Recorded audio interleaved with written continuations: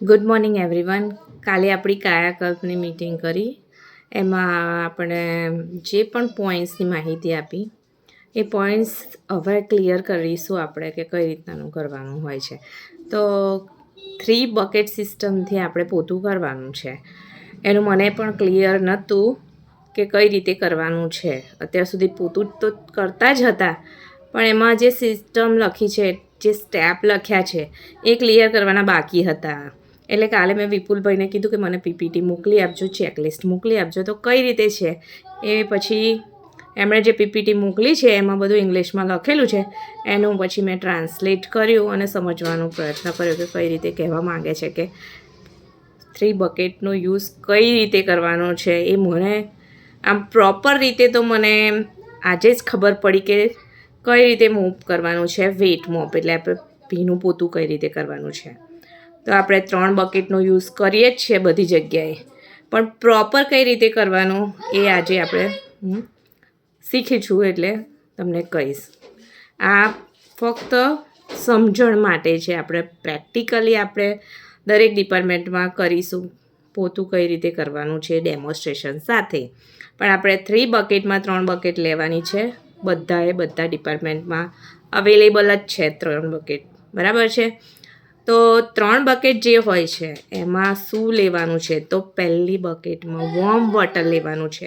હુંફાળું પાણી જેને કહીએ. કોઈ પણ આપણને પૂછે તો આટલું વસ્તુ આપણને ખ્યાલ હોવું જોઈએ કે 3 બકેટમાં તમે શું લો છો.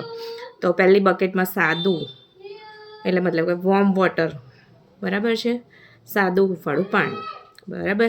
બીજામાં આપણે લઈશું ડિટર્જન્ટવાળું પાણી, બરાબર છે. અને ત્રીજી બકેટમાં આપણે લઈશું 1% હાઇપોક્લોરાઇડ સોલ્યુશન, આપણે જે બનાવીએ છીએ એ.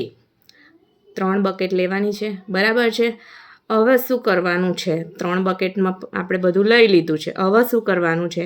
તો આપણો ફર્સ્ટ સ્ટેપ જે આવે છે યુની ડાયરેક્શનમાં, એટલે એક જ ડાયરેક્શનમાં આપણે પોતું કરવાનું છે, બરાબર છે. આપણે વોર્ડમાં અલગ રીતે આવશે, ઓટીમાં અલગ રીતે આવશે, બરાબર છે, લેબર રૂમમાં અલગ રીતે આવશે. પણ જ્યારે આપણે એન્ટર થઈએ છીએ, આપણો ડોર છે એનાથી અંદરની સાઈડથી ફર્સ્ટ મારવાનું ચાલુ કરવાનું છે. પેશન્ટના કોટ હોય એ અંદરની સાઈડ જે રીતે છેક લાસ્ટથી ચાલુ કરવાનું છે. આપણે એન્ટર થયા ડોર, છેક લાસ્ટથી ચાલુ કરતાં ડોર સુધી આવવાનું છે, બરાબર. એટલે એક જ ડાયરેક્શનમાં આવવાનું છે બહાર, પાછું અહીંથી આમ જવાનું નથી. એટલે ફર્સ્ટ આપણે પોતું આવશે. દરેક વખતે એવું પૂછતા હોય છે કે પોતું કઈ રીતથી મારો છો, એક રીતથી મારો કે 2 રીતથી મારો. તો ફર્સ્ટ આપણે જે પોતું મારવાનું છે એ આપણે ડિટર્જન્ટથી મારવાનું છે. આપણું જે ડિટર્જન્ટવાળું પાણી છે એમાં પોતાને ડીપ કરવાનું છે, પછી નીચોવી અને ચાલુ કરવાનું છે. આખા વોર્ડમાં યુની ડાયરેક્શન, એક જ ડાયરેક્શનમાં, 1 ડાયરેક્શનમાં પોતું મારી નાખવાનું છે, બરાબર છે. એ પોતું પૂરું થાય, વોર્ડની બહાર આવ્યા, પોતું પૂરું થાય, સુકાય એટલી વેઇટ કરવાનું છે. અને પછી સેકન્ડ ટાઈમ જે પોતું મારવાનું છે એ હાઇપોક્લોરાઇડ સોલ્યુશનથી મારવાનું છે.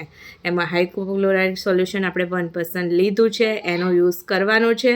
અને પોતું સુકાઈ ગયું છે આપણું ડિટર્જન્ટવાળું, એટલે આપણે ફરીથી હાઇપોક્લોરાઇડ સોલ્યુશનનું પોતું આપણે ડિટર્જન્ટનું જે રીતે માર્યું હતું એ જ ડાયરેક્શનમાં મારવાનું છે. આ થઈ 2 રીતે પોતું મારવાનું થાય છે.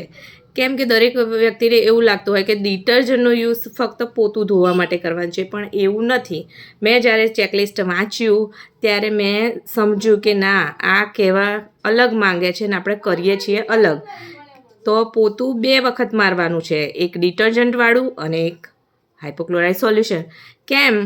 તો કે ડિટર્જન્ટનું પોતું એટલા માટે મારવાનું છે કે નીચે કંઈ પણ વેરાયું હોય. આપણે જોઈએ છે કે પેશન્ટો નીચે જમવા બેસતા હોય તો એઠવાડમાં વેરાયું હોય તો એના તેલના ડાઘા જતા નથી.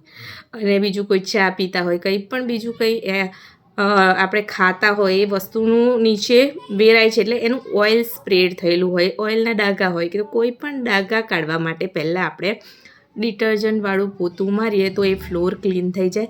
એના પછી આપણે એન્ટિસેપ્ટિક સોલ્યુશનનો યુઝ કરવાનો છે, કે હાઈલી ડિસઇન્ફેક્ટન્ટ આપણી પાસે જે પણ અવેલેબલ હોય, બરાબર છે. તો એના માટેનો મેઇન પર્પઝ એ છે કે પહેલાં ક્લીન કરવાનું છે, એટલે ડાઘા બધા ક્લીન થઈ જાય, અને પછી હાઇપોક્લોરાઇડ સોલ્યુશનથી પોતું કરવાનું છે. બરાબર, તો આ મેથડનો યુઝ કરવાનો છે આપણે. પહેલાં મને એવું લાગતું હતું કે પોતું ધોવા માટે ડિટર્જન્ટ છે, ગંદુ થયું છે પોતું એટલે એને વોશ કરીને 2 વખત ડીપ 3 વખત ડીપ કરીને નહીં કરીને ફરીથી હાઇપોથી નાખવાનું છે. પણ પછી મેં વાંચ્યા પછી મને ખ્યાલ આવ્યો કે આ તો પોતું 2 વખત મારવાનું છે. બરાબર છે, અને બધાને ખ્યાલ આવી ગયો હશે કે હવેથી પોતું મારવાની રીત થોડી ચેન્જ કરવાની જરૂર છે, અને બધાને આવડી જશે. બહુ સહેલું જ છે એટલે. તો થેન્ક યુ સો મચ મને સાંભળવા બદલ.